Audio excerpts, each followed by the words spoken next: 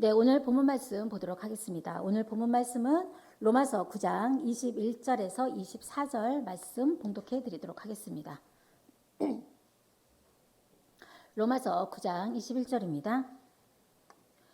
토기장이가 진흙 한 덩이로 하나는 귀 쓸 그릇을 하나는 천이 쓸 그릇을 만드는 권이 없느냐. 만일 하나님이 그 진노를 보이시고 그 능력을 알게 하고자 하사 멸하기로 준비된 진노의 그릇을 오래 참으심으로 관용하시고 또한 영광 받기로 예비하신 바 긍휼의 그릇에 대하여 그 영광의 부요함을 알게 하고자 하셨을지라도 무슨 말 하리요. 이 그릇은 우리니 곧 유대인 중에서뿐 아니라 이방인 중에서도 부르신 자니라. 아멘. 네, 오늘은 로마서 9장 21절에서 24절 말씀을 통해서 천이 쓸 그릇과 귀 쓸 그릇이라는 제목으로 말씀을 증거를 하겠습니다. 천이 쓸 그릇과 귀 쓸 그릇. 할렐루야. 예, 반갑습니다. 얼마 전만 해도 2024년도 1월 달이 시작이 된 것 같은데 벌써 6월이에요. 정말 세월이 화살과 같이 빠름을 요즘 많이 실감을 하고 있습니다. 그래서 여러분들이 6월을 다 가기 전에 상반기에 여러분들이 하나님께 무엇인가는 서원하고 무엇인가는 하나님께 드리고자 했던 그런 모든 열매들을 정말 하나님 옆에 바로 드릴 수 있는 6월이 되기를 간절히 바랍니다. 그 세상에서는 이렇게 세월이 오래 흐르거나 또한 시대의 흐름에 따라서 선이 악이 될 수도 있고 악이 선이 될 수도 있습니다. 그러나 오직 하나님의 말씀은 어떤 흐름과 시대가 아무리 오래 지나더라도 선과 악은 절대로 변하지 않음을 우리가 알고 있습니다. 그러므로 우리가 세상의 것을 믿고 의지하는 것이 아니라 오직 변하지 아니하는 하나님의 말씀만을 믿고 의지할 때 하나님께서 우리의 모든 것을 함께 책임져 주심을 믿는 줄 믿습니다. 그래서 이 성경 자체가 이미 하나님께서 창세기부터 계시록까지 하나님께서 어떻게 행하실 것인가에 대해서 다 기록해 놓으셨어요.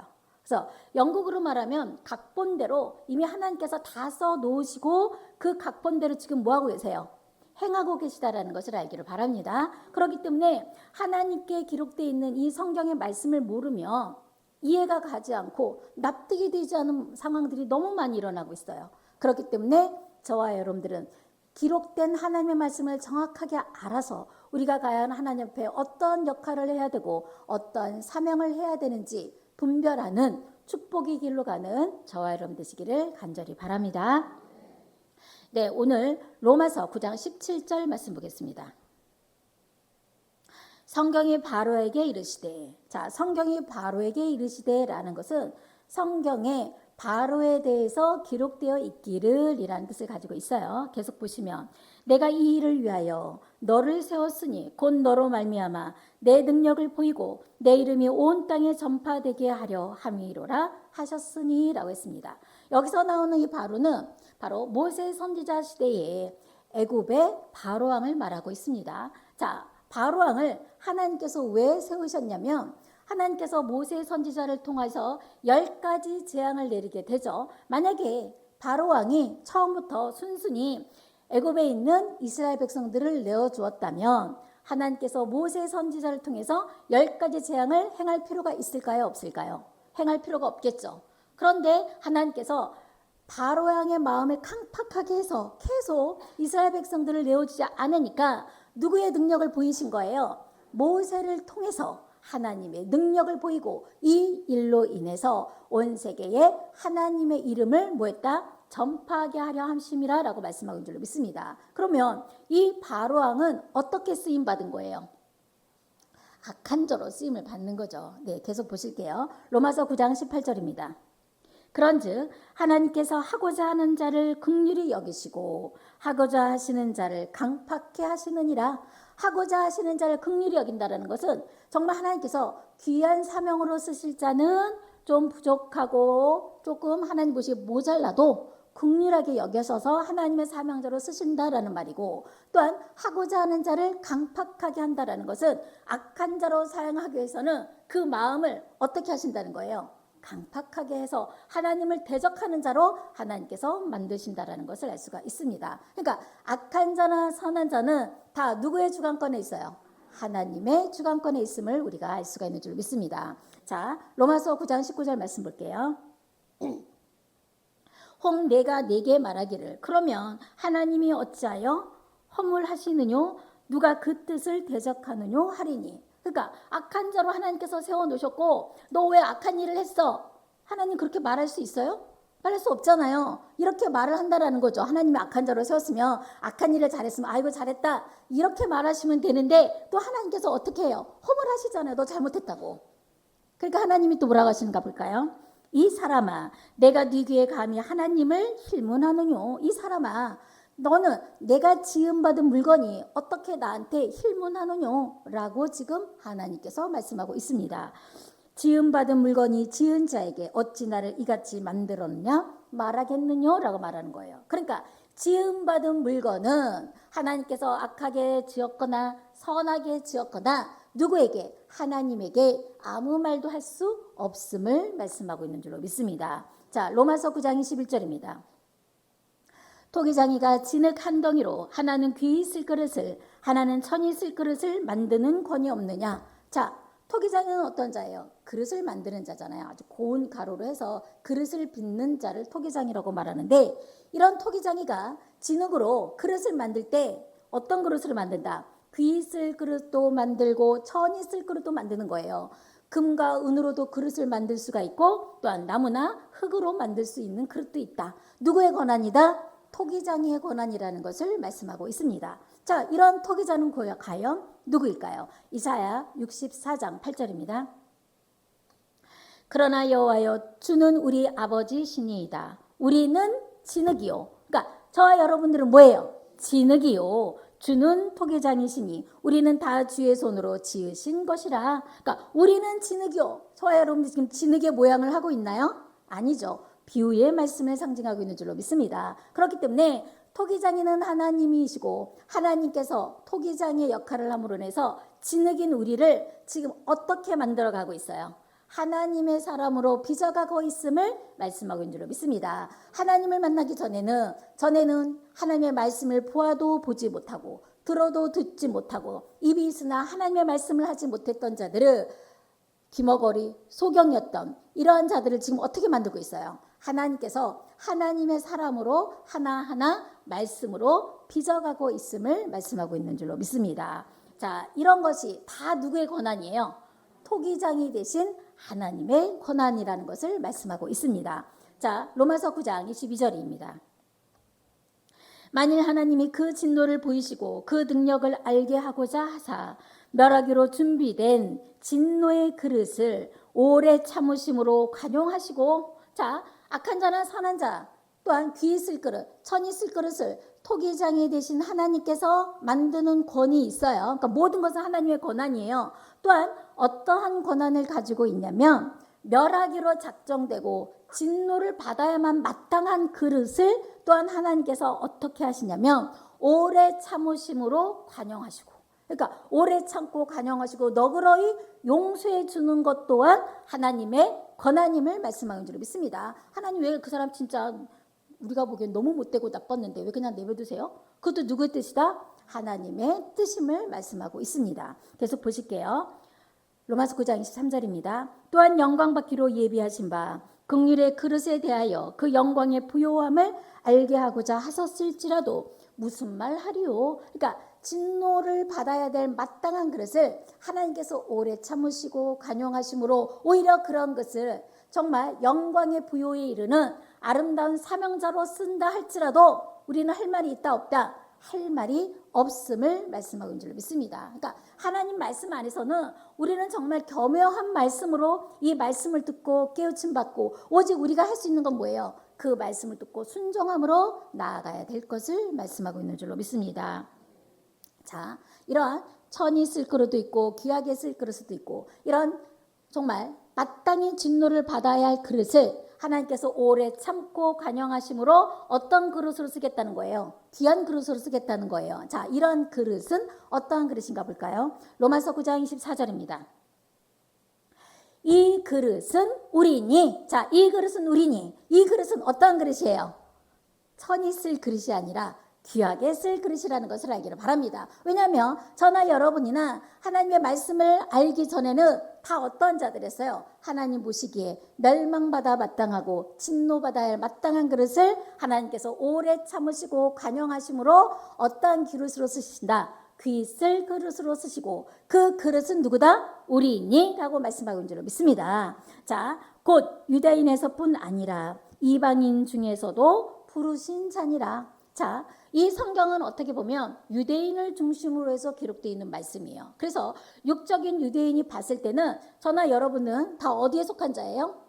그러니까 이방인이죠. 이방인. 그런데 우리가 조금 더 들어가자 보면 우리 예수님께서 히브리서 7장 14절 말씀해 보시면 우리 주께서 유다로 쫓아나신 것이 분명하도다라고 한 것을 봤을 때 예수로부터 쫓아 들어가면 우리는 누구로부터 나온 자예요? 예수로부터 나온 자니까 저와 여러분들도 영적으로 하면 어떤 민족입니까? 바로 유다 족속이라는 것을 알 수가 있는 줄 믿습니다. 그러니까 어떻게 보면 지금 저와 여러분들은 유다 족속으로 나왔고 이런 유다 족속으로 나오지 아니한 저 밖에 있는 자들은 어떻게 보면 하나님 보시기에 다 이방인과 같은 자들이지만 그런 이방인들조차도 하나님께서 귀 쓸 그릇이 있음을 말씀하고 있는 줄 믿습니다. 그렇기 때문에 우리가 하나님의 말씀을 전해야 되는 거예요. 우리만 하나님의 말씀을 받고 유대인으로서 구원받는 것이 아니라 하나님의 말씀을 받지 못한 저 밖에 있는 많은 하나님의 백성들을 우리가 인도했을 때 그들도 천이 쓸 그릇에서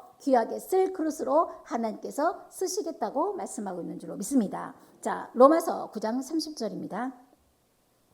자, 그렇다면 귀 쓸 그릇은 어떻게 나타나는가 보겠습니다. 그런즉 우리가 무슨 말 하리요? 의를 쫓지 아니한 이방인들이 의를 얻었으니 곧 믿음에서 난 자요. 그러니까 그 당시에 지금 모세 율법대로 율법을 잘 지켜서 의롭게 되려고 하는 자들이 의로 나타나는 것이 아니라 여기서 보니까 의를 쫓지 아니한 이방인들이 어떻게 난다?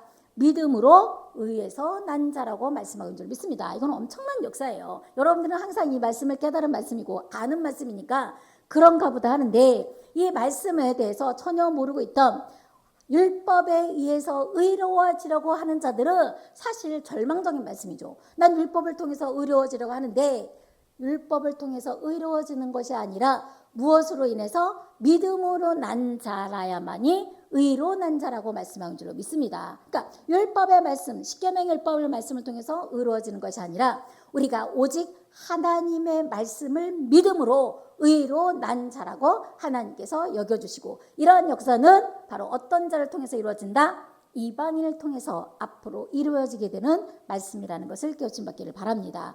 갈라디아서 2장 16절 말씀에도 보시면 행위로서는 의롭다 할 육체가 없느니라 그랬어요. 그러니까 행위로서는 우리가 아무리 육체로서 하나님 보시기에 의롭다 행해도 이런 행위로서는 의롭다 할 뭐가 없다. 육체가 없음을 말씀하고 있는 줄로 믿습니다. 그렇기 때문에 하나님께서 선지자를 선택할 때에 어떻게 선지자를 선택하냐면 어떤 정말 하나님 보시기에 대단한 큰 일을 하거나 훌륭한 일을 했을 때 하나님께서 그 선지자를 선택하는 것이 아니라 일단 무조건 선택하시고 보는 거예요. 선택하셔서 하나님의 사람으로 연단받고 훈련시켜서 하나님의 사람으로 쓰는 것이지 처음부터 어떤 훌륭한 사람을 하나님께서 선택해서 하나님의 선지자로 쓰는 것이 아니라는 것을 말씀하는 줄 믿습니다. 자, 결국 이것은 무엇을 보는 거예요? 행위로서는 의롭다함을 얻을 수 있는 육체가 없다는 것을 단적으로 보여주는 말씀이라는 것을 알기를 바랍니다. 자, 로마서 9장 31절입니다. 의의 법을 쫓아간 이스라엘은 법에 이르지 못하였으나 의의 법을 쫓아서 내가 정말 의롭게 되려고 하는 자들은 오히려 어디에 못 미쳤다? 이스라엘은 법에 이르지 못하였으니 어찌 그러하뇨? 이는 저희가 믿음에 의지하지 않고 행위에 의지함이라. 부딪힐 돌에 부딪혔느니라. 자, 부딪힐 돌에 부딪히게 되어 있어요. 어떠한 자가 믿음으로 가는 것이 아니라 행위를 보는 자들은 어디에 부딪히게 된다고 말씀하십니까? 부딪힐 돌에 부딪히게 될 것을 말씀하고 있는 줄 믿습니다. 그래서 우리도 보통 함께 신앙생활을 하거나 어떤 일을 했을 때 그 사람의 육신을 눈으로 보면 다 부딪히는 일들이에요. 그러니까 그런 행위를 육신의 눈으로 봐야 돼요? 믿음으로 봐야 돼요? 믿음으로 봐야 될 줄로 믿습니다. 자, 어쨌든 부딪힐 돌에 부딪혔으면 아파요, 안 아파요? 엄청나게 아프죠. 큰 돌에 부딪히면 죽을 수도 있어요. 그죠? 작은 돌에 부딪히면 그나마 조그만 상처가 나면 끝나겠지만 큰 돌에 부딪히면 내가 죽을 수도 있단 말이에요. 그렇기 때문에 우리는 부딪혀야 돼요, 안 부딪혀야 돼요? 부딪혀야 돼요. 왜? 부딪혀야 된다 했으니까. 왜 부딪힐까요? 이렇게 부딪힐 때마다 내가 그동안 행위로서 구원받고자 하는 그런 모든 것들을 다 버리고 무엇으로 거듭나게 되는 거예요? 믿음으로 나아가게 될 것을 말씀하고 있는 줄 믿습니다. 그래서 부딪힐 돌에 부딪혀야 되는데 엉뚱한 곳에 가서 엉뚱하게 붙이면 정말 죽을 수도 있는 거예요. 그렇기 때문에 우리는 부딪힐 돌에 부딪히되 부딪히면서 내가 무엇을 잘못하고 있는지, 내가 어떤 것을 깨닫지 못한 것을 깨닫는 자가 되었을 때 하나님께서 구원으로 인도해 주실 것을 말씀하고 있는 줄로 믿습니다. 자, 이런 부딪힐 돌은 어디에 있는가 볼까요? 로마서 9장 33절입니다. 기록된 바 보라, 내가 부딪히는 돌과 거치는 반석을 시온에 두노니. 어디에 두었어요? 시온에 뒀어요. 그러면 시온에 있을 때 부딪힐 돌과 거치는 반석이 있다라는 것을 알기를 바랍니다. 이런 거치는 반석을 믿을 때 저를 믿는 자는 부끄러움을 당치 아니하리라 함과 같으니라 라고 말씀하고 있는 줄 믿습니다. 그러므로 저와 여러분들이 어느 곳에 있어야 되는 거예요? 시온에 있어야 되고, 그 시온에 무엇이 있다? 부딪힐 돌도 있고 거치는 반석이 있음을 말씀하고 있는 줄 믿습니다. 부딪힐 수밖에 없는 거예요. 자, 세상 사는 곳에 어느 곳에 가더라도 갈등이 없는 곳은 없어요. 하물며 부모 자식과도 얼마나 치열하게 싸웁니까? 그죠? 그럼에도 남과 남이 만나고 서로 함께 일을 할 때 얼마나 많이 부딪히겠어요. 충분히 부딪힐 수 있고, 이런 부딪히는 일들을 어떻게 해야 돼요? 지혜롭게 하나님의 뜻이 무엇인지를 찾아서 하나님의 뜻대로 행하는 자가 되었을 때 믿음으로 난 자가 됨을 말씀하고 있는 줄로 믿습니다. 자, 그러면 시온이 어떠한 곳인지 알아야겠죠. 자, 이사야 18장 7절 말씀 보겠습니다. 그때 강들이 흘러나는 나라에 장대하고 준수하며 시초부터 두려움이 되며 강성하여 대적을 밟는 백성에게서 만군의 여호와께 드릴 예물을 가지고, 자, 이런 많은 예물을 가지고 어디로 오는가 볼까요? 만군의 여호와의 이름을 두신 곳 시온산에 이르리라. 그러니까 앞으로 장차 많은 민족들이 많은 재물을 가지고 예물을 가지고 어디에 이르겠다 말씀하고 있어요. 시온산에 이르게 될 건데, 이 시온산은 어떤 곳이다? 만군의 여호와의 이름을 두신 곳이 시온산이라고 말씀하고 있는 줄 믿습니다. 그러니까 하나님의 이름이 있는 곳이 어떤 곳이에요? 시온산이에요. 그럼 하나님의 이름이 뭐예요? 하나님 이름, 하나님 이름이죠. 자, 그런데 이름을 받았다는 것은 단순히 문자적인 이름을 받은 것이 아니라 요한복음 1장 1절 말씀해 보시면 이 말씀이 곧 하나님이시니라. 바로 하나님의 본체의 말씀이 있는 곳이 어떠한 곳이에요? 바로 하나님의 이름을 두신 곳이라는 것을 알기를 바랍니다. 이러한 곳이 어떤 곳이다? 시온산이고, 이러한 시온산에 부딪힐 돌이 있고 또한 거치는 반석을 통해서 우리가 계속 부딪히면서 뭐하고 있어요? 행위로서 구원받는 자가 아니라 믿음으로 난 자로서 구원받을 수 있도록 하나님께서 역사하고 계심을 말씀하는 줄 믿습니다. 그러니까 여러분들이 계속 누군가 부딪히면 하나님이 함께 하시는 거예요. 아, 하나님께서 나 부족한 거 자꾸 깎여주시구나. 기뻐해야 돼요, 슬퍼해야 돼요? 기뻐하는 자가 되기를 바랍니다. 물론 부딪혔을 때 아프다 그랬죠. 엄청 아파요. 예. 그런 엄청 아픔을 딛고 이겨나갔을 때 더욱더 성장하고 발전되는 믿음으로 난 의로서 구원받게 될 것을 말씀하고 있습니다. 자, 그렇기 때문에 우리는 행위로서가 아니라 무엇으로서? 믿음으로 난 자가 되기 때문에 무엇을 하든지 다 믿음으로 해야 돼요. 믿음으로 봉사하고 믿음으로 하나님께 예물을 드리고 믿음으로 보이지 아니한 곳에서 하나님의 성전에 없어서는 아니되 숨어서 하는 그런 모습이 어떻게 보면 하나님이 가장 기뻐하는 모습이 아닐까요? 요한복음 4장 24절 말씀해 보시면 하나님은 영이시니 그랬어요. 하나님은 영이세요. 보이지 않아요. 우리 눈에. 보이지 않기 때문에 우리가 어떠한 곳에 헌신하고 봉사해도 다 뭐하고 계세요? 다 보고 계신 거예요. 너무나 감사하지 않습니까? 만약에 하나님이 육신으로 계시면 여기 계세요. 그럼 나 저쪽에서 일하는 거 하나님이 알아요, 몰라요? 모르잖아요. 근데 하나님은 영이시기 때문에 어느 곳에 다 계신 거예요. 그러니까 여러분들이 하시는 모든 것들을 믿음으로 행하는 자가 되기를 바랍니다. 우리가 보통 남들이 하면 따라하고 남들이 안 하면 같이 안 해요. 이게 믿음일까요? 믿음 아니에요. 정말 남들이 하지 않았을 때 구석구석을 내 집과 같이 살피는 자가 됐을 때 믿음으로 난 의로운 자가 될 것을 말씀하고 있는 줄로 믿습니다. 자, 이러한 모습으로 나타나게 되는 것이 천한 그릇에서 어떠한 그릇으로 귀한 그릇으로 하나님께서 쓰임받게 하기 위해서 우리를 부딪히는 돌과 거치는 반석으로 우리를 연단시키고 훈련시키고 있음을 말씀하는 줄로 믿습니다. 자, 성경에서도 아주 천하고 진노를 받아야 될 마땅한 그릇을 가장 귀한 그릇으로 쓰신 사람이 있어요. 자, 누구인가 한번 알아보도록 하겠습니다. 사도행전 9장 15절입니다.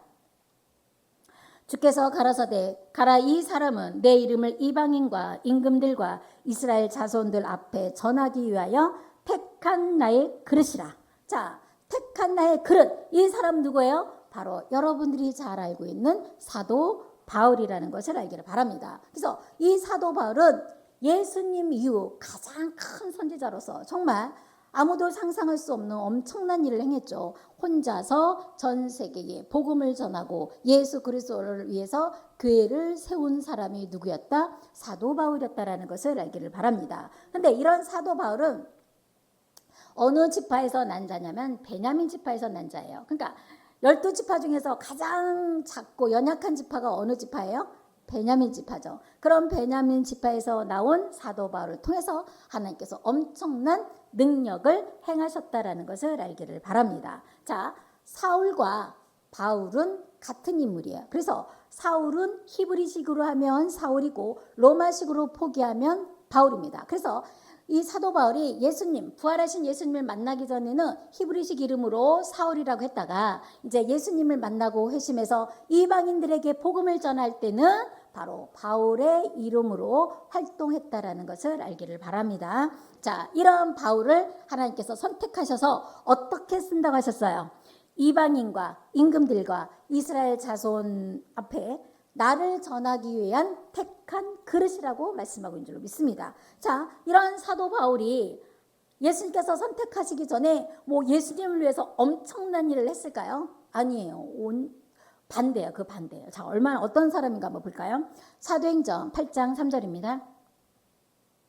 사울이 교회를 잔멸할세. 잔멸한다는 것은 아예 없애버리는 거예요. 사울이 교회를 잔멸할세 각 집에 들어가 남녀를 끌어다가 옥에 넘기니라. 바로 교회 다니는 사람들, 예수님을 믿는 자들을 어떻게 했어요? 옥에 잡아 가두는 일을 했던 자가 누구였습니까? 사울이었다라는 것을 알기를 바랍니다. 여기까지만 본다면 사울은 마땅히 어떠한 자예요?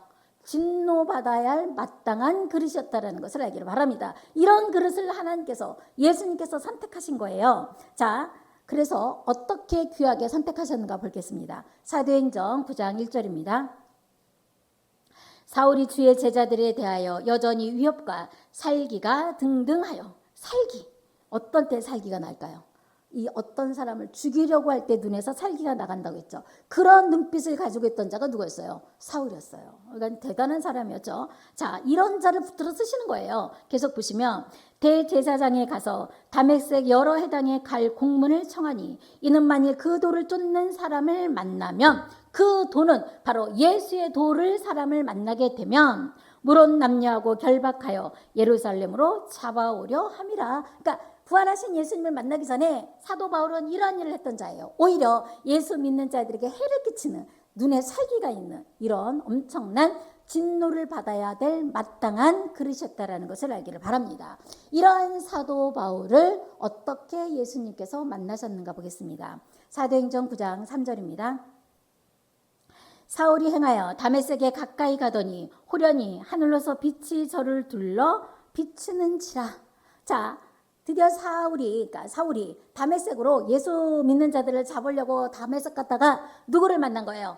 빛으로 부활 예수님을 만나게 되었다라는 것을 알기를 바랍니다. 부활 예수님을 만나고 나자 사도 바울은 어떤 상태가 됐냐면 3일 동안 눈이 멀었어요. 여러분들 3일 동안 눈이 멀었다고 한번 생각해 보십시오. 얼마나 절망적이겠어요. 그래서 성경에는 식음을 전폐했다라고 또한 기록이 되어 있습니다. 그래서 정말 차라리 다른 데 아픈 게 낫지, 눈이 멀어서 이 좋은 세상을 보지 못한다면 얼마나 절망스러웠을까라는 거죠. 자, 이때 사도 바울은 무슨 생각을 했을까요? 아, 내가 그동안 정말 예수 믿는 자를 잡아서 오게 가는 것이 정말 하나님을 믿는 의라고 생각했는데 내가 그동안 뭘 잘못했나? 그런 생각을 했을 것 같아요? 안 했을 것 같아요? 저는 조금은 했을 것 같아요. 이 캄캄한 그런 어둠 속에서. 자, 이러한 사도 바울을 예수님께서는 예수님의 제자 아나니아에게 안수하게 하고 다시 눈을 뜨게 하죠. 자, 그랬을 때 아나니아는 솔직히 어이가 없어요. 사도 바울에 대해서 너무나 잘 알고 있었거든요. 그 당시에. 저 사울은 정말 예수 믿는 자를 잡아가두는 해를 끼치는 사람인데 왜 제가 안수를 해야 됩니까? 라고 예수님께 따져 물을 수도 있는 거잖아요. 그랬을 때 예수님께서 대답하셨던 말씀이 사도행전 9장 15절이라는 것을 알기를 바랍니다. 자, 주께서 가라사대 가라. 이 사람은 누구예요? 사울은 내 이름을 이방인과 임금들과 이스라엘 자손들 앞에 전하기 위하여 택한 나의 그릇이라. 하나님께서 이렇게 악한 자도 택하셨으시면 하나님의 사람으로 거듭나고 영광의 부여에 이르는 사드망자로 거듭나게 될 것을 말씀하고 있는 줄로 믿습니다. 자, 이런 사도 바울은 그럼 어떠한 자였는가 한번 볼게요. 사도행전 22장 3절입니다. 사도행전 22장 3절입니다.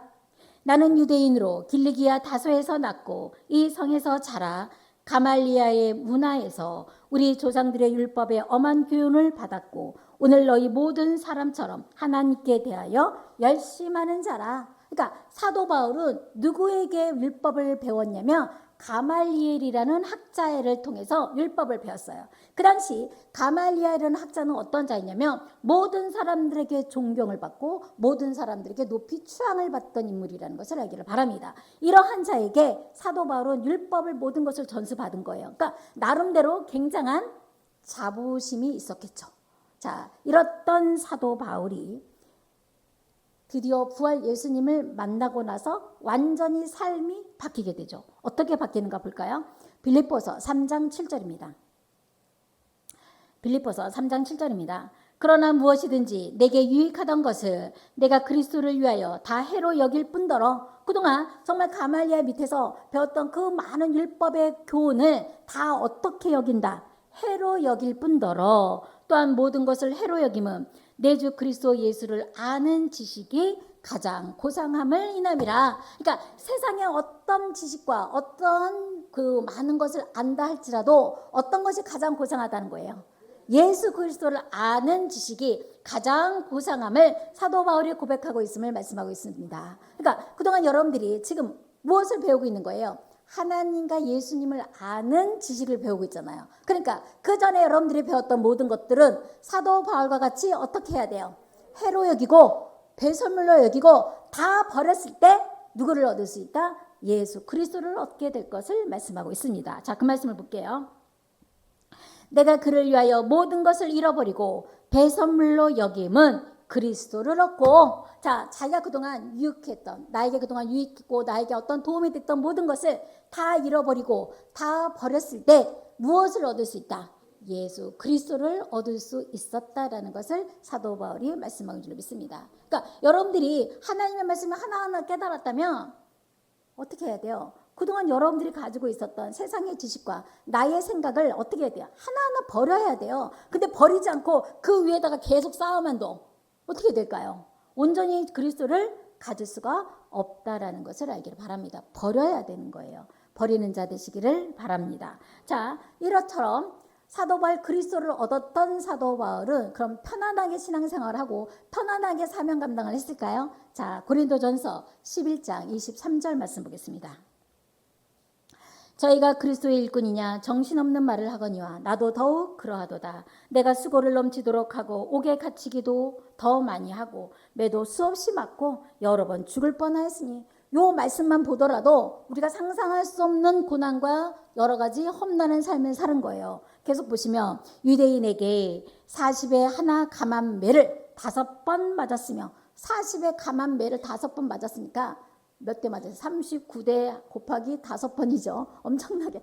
이렇게 맞으면 죽을 수도 있어요. 이런 고생을 했다는 얘기예요. 계속 보시면 3번 태장으로 맞고 1번 돌로 맞고 3번 파산하는데 일주야를 기품에서 지냈으며. 자, 지금은 세계 선교를 하기 위해서는 자동차를 타고 갈 수도 있고 비행기를 타고 갈 수도 있어요. 그러나 이때는 자동차도 없었고 비행기도 없어요. 그럼 배 타고 수레 타고 말 타고 가지 않았을까요? 또한 걸어서도 갔겠죠. 얼마나 고생을 했겠냐라는 거죠. 잠시도 하루하루도 편안한 날이 없이 예수의 복음을 전하기 위해서 이러한 험난한 고통을 감내하고 했던 자가 누구였냐? 바로 사도 바울이었다는 것을 알기를 바랍니다. 계속 보시겠습니다.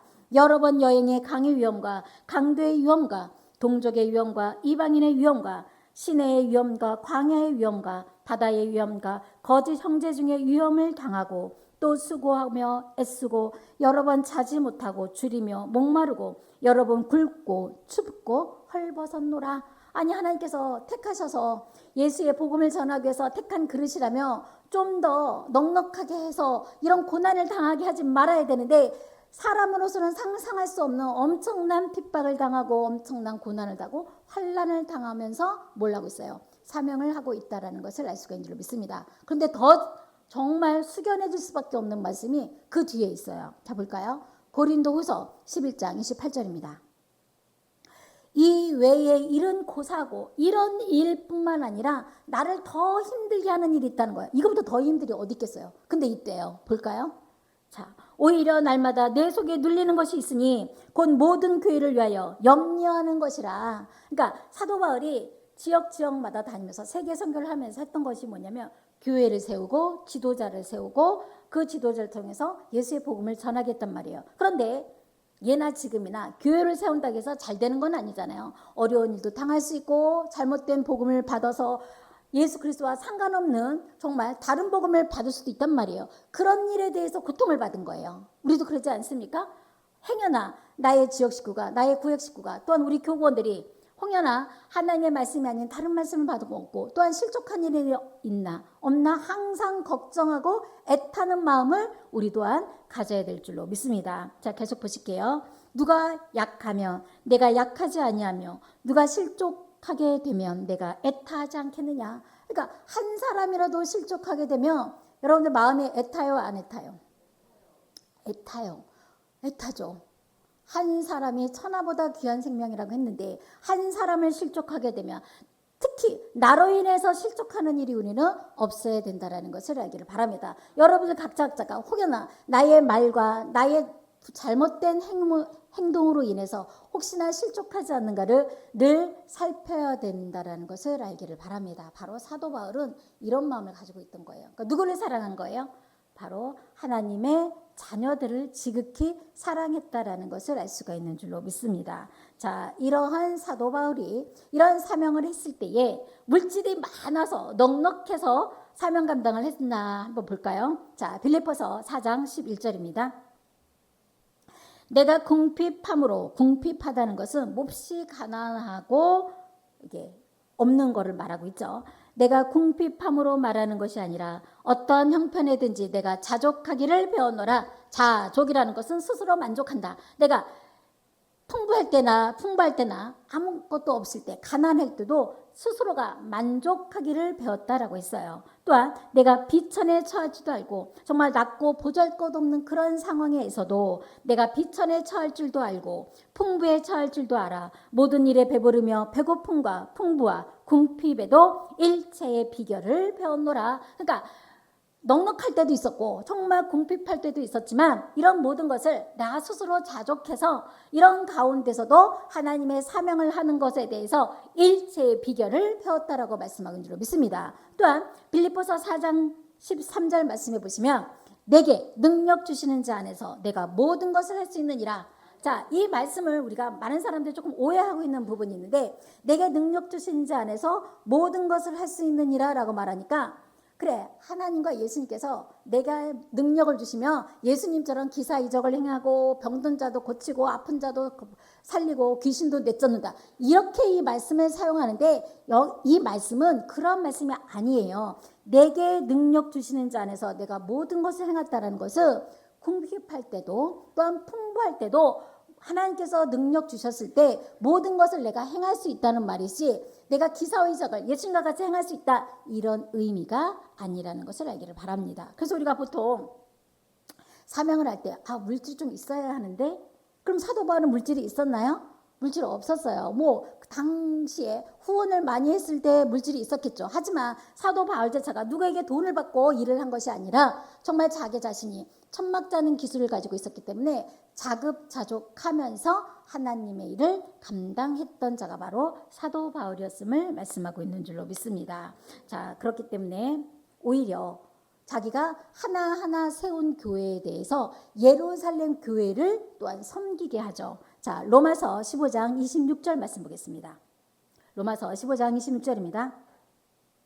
저희가 기뻐서 하였거니와 또한 저희는 그들에게 빚진 자니 만일 이방인들이 그들의 신령한 것을 나눠 가졌으면 육신의 것으로 그들을 섬기는 것이 마땅하니라 라고 말씀하고 있어요. 그러니까 사도 바울이 예루살렘 교회에서 나오는 신령한 말씀을 가지고 전 세계를 돌면서 교회를 세웠잖아요. 그런 교회가 누구로부터 신령한 말씀을 받은 거예요? 예루살렘 교회를 통해서 신령한 말씀을 들었기 때문에 육신적인 것으로 예루살렘 교회에 헌금할 수 있고 예물을 드릴 수 있도록 이렇게 협조했던 자가 또한 사도 바울이었음을 말씀하는 줄 믿습니다. 그러니까 저와 여러분들도 지금 어디에서 신령한 말씀을 듣고 생명의 말씀을 듣고 있어요? 바로 이곳에서 신령의 말씀, 생명의 말씀을 듣고 있기 때문에 우리 또한 육신의 것으로 섬기는 것이 마땅한 줄로 믿습니다. 그러니까 우리가 어떻게 생각하면 교회가 우리한테 해준 게 뭐 있나? 이런 생각을 이제 할 때가 아닌 것 같아요. 여러분들은 정말 작게는 10년이 되신 분도 있고 20년이 되신 분도 있고 넓게는 30년 이상 되신 분들이 있단 말이에요. 그런 분들은 이제 정말 우리가 이제는 교회에서 내가 무엇을 해야 되고 내가 교회에 어떤 일을 해드려야 되는지를 우리가 이제는 생각해야 될 때라는 것을 알기를 바랍니다. 자, 이처럼 사도 바울도 마땅히 진노를 받아야 될 그릇을 귀하게 쓰셨어요. 그러면 저와 여러분들도 지금 부딪힐 돌에 부딪히고 거치는 반석에서 부딪힘으로 인해서 천이 쓸 그릇을 어떤 그릇으로 만들어가고 있어요? 귀 쓸 그릇으로 만들어가고 있는 줄 믿습니다. 어떤 모습으로 나타나게 되는지 보겠습니다. 베드로전서 2장 9절입니다.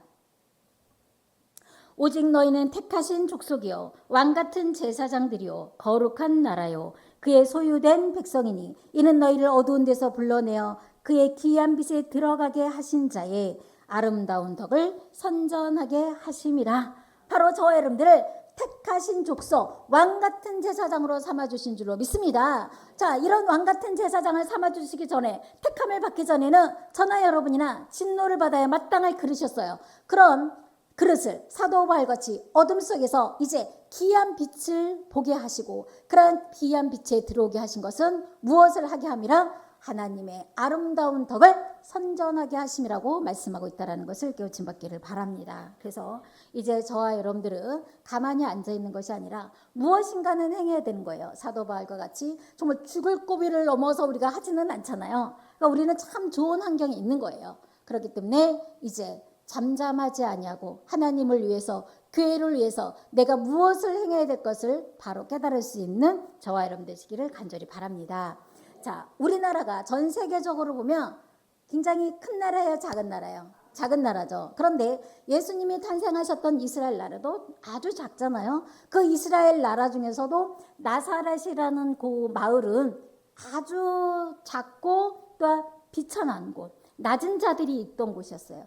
그런 곳에서 우리 예수님이 자라나시고 나사렛 예수의 이름이 온 세계에 전파되기 위해서는 몇 년이라는 기간이 걸렸을까요? 약 2000년의 기간이 걸렸다는 것을 우리가 아는데, 자, 그럼 우리가 한번 생각을 해보면 세상에서도 곡식을 자라게 할 때 씨를 뿌리는 기간이 있고 자라게 하는 기간이 있고 추수하는 기간이 있어요. 가장 긴 기간이 어떤 기간일까요? 자라는 기간이죠. 그 자라는 기간에 비해서 추수하고 열매를 맺는 기간은 어때요? 굉장히 짧은 기간이라는 것을 알기를 바랍니다. 그래서 어떻게 보면 우리가 지금 어느 때 온 거예요? 추수할 때에 와 있다라는 것을 알기를 바랍니다. 그래서 한 사람이 추수만 하는 것이 아니라 우리가 다 같이 추수꾼의 사명을 감당했을 때에 바로 천국의 아들들을 하루속히 만들고 그리스도의 나라가 이 땅에 이루어지게 될 것을 말씀하고 있는 줄로 믿습니다. 그래서 우리가 천이 쓸 그릇에서 귀하게 쓸 그릇으로 하나님께서 자리를 이동해 주신 거예요. 여러분들이 처음 이곳에 왔기 전에는 얼마나 많이 부딪혔어요? 말씀부터 부딪혔잖아요. 그죠? 그 말씀이 우리가 그동안 알았던 말씀과 전혀 다른 말씀으로 성경적인 말씀을 했을 때 이것이 맞나 틀리나 하다가 성경에 기록되어 있는 말씀을 보고 맞구나 해서 온 거잖아요. 처음부터 부딪힌 거예요. 여러분들 그 부딪힘의 모든 것을 다 이기고 지금 이곳까지 와 있는 줄로 믿습니다. 여기서 우리가 머물러 있거나 후퇴할 수가 없는 거예요. 우리는 없지 앞으로 나아가는 일만 남았다라는 것을 알기를 바랍니다. 다 같이 하나님께 귀히 쓰임 받는 사도 바울과 같은 자들로 나타나기를 간절히 바랍니다. 네, 이것으로 말씀을 마치도록 하겠습니다.